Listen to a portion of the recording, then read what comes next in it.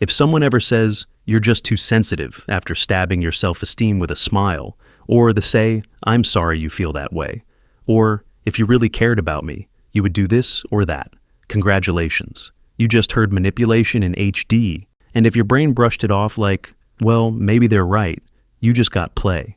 This video won't be easy to hear, especially if some of these manipulative behavior comes from your loved ones.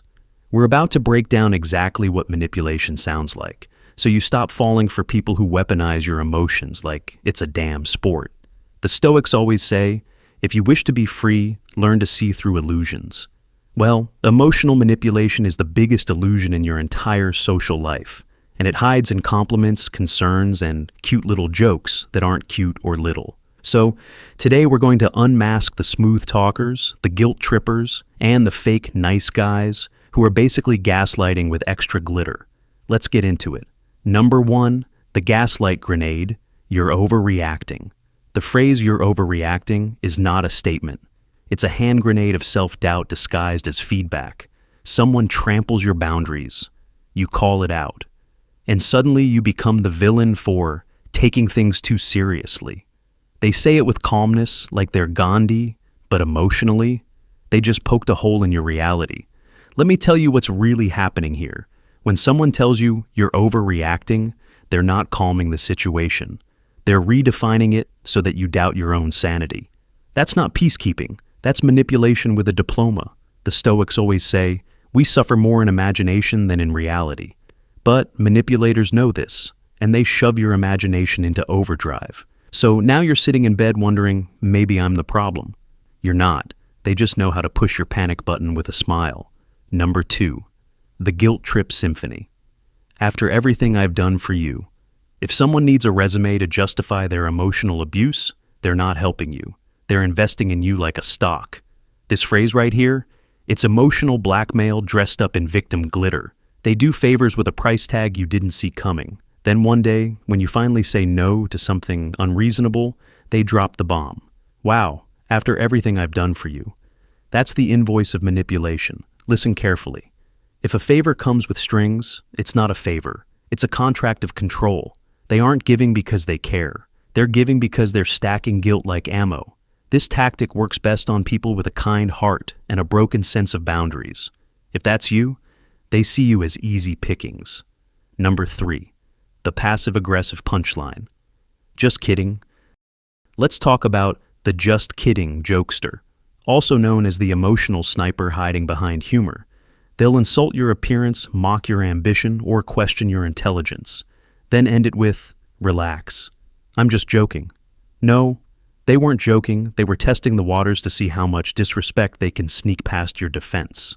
And when you react, you're labeled dramatic or too sensitive. Classic manipulation. This is cowardly communication at its finest. They want to hurt you without looking like the bad guy. So, they do it with a laugh. But here's the trick. If a joke punches down at you instead of uplift you, it's not comedy, it's camouflaged cruelty. Number 4, the guilt switch. I guess I'll just be alone then. This one is so slick, it feels like they're giving up. But really, they're tightening the leash. The moment you try to assert independence, suddenly they're on the floor emotionally, whispering, "No, no, go ahead, I'll be fine." This is not sadness, it's a weaponized guilt trap. They make you feel responsible for their mood, their loneliness, even their existence, so that your no turns into a yes out of pity. And guess what? Pity-based obedience is manipulation's favorite meal.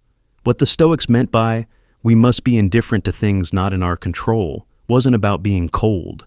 It was about refusing to let people manipulate you with their emotional roller coaster. You are not a hostage negotiator. If someone needs to fake abandonment to win your attention, they are not your friend, they are your captor. Number 5, the gaslighter's encore. You're remembering it wrong. Ah, yes. They don't just rewrite the present, they rewrite history. This is when manipulation goes from annoying to straight-up psychological warfare. You bring up an event that hurt you. They say it didn't happen, or you're just remembering it wrong. Now you're in limbo, you feel like you're losing grip on your own memory, and you start second-guessing what was once a fact. This is the most dangerous one, because if they control your past, they can control your decisions.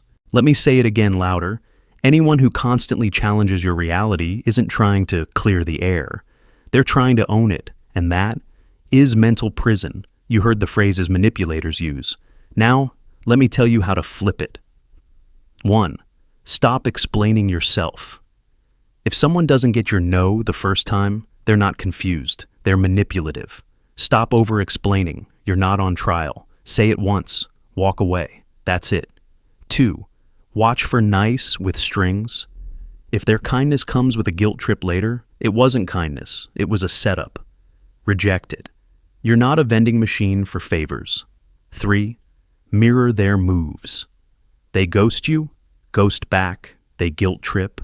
Play confused. Manipulators lose steam when they can't push your buttons. Unplug the damn panel. 4. Say no and go silent, because no is a full sentence. They hate silence because they can't twist it. Stop giving them emotional fuel to argue with. 5. Stop craving approval. Manipulators win when you want to be liked. Be okay with disappointing fake people. Respect popularity and peace being understood by clowns. You're not cold, you're aware. They didn't change, you just finally saw them. Remember, no man is free who is not master of himself. The Stoics. So, master yourself. The manipulators, they can pack their guilt and bounce, because if you keep letting people twist your words, guilt trip your heart, and hijack your mind just to keep the peace, you're not being kind. You're being controlled. Manipulation doesn't always come with shouting. Sometimes it comes with smiles, fake concern, and silence that makes you feel like the problem. But you're not the problem. You've just been too polite to call the game. So here's your final reminder. The moment you stop defending yourself to manipulators is the moment you start defending your peace. And from this point on, you owe no one access to your mind who can't respect your boundaries. The comment of the day goes to Clarices, and it says, "Thank you. You helped remind me who I was before this last relationship.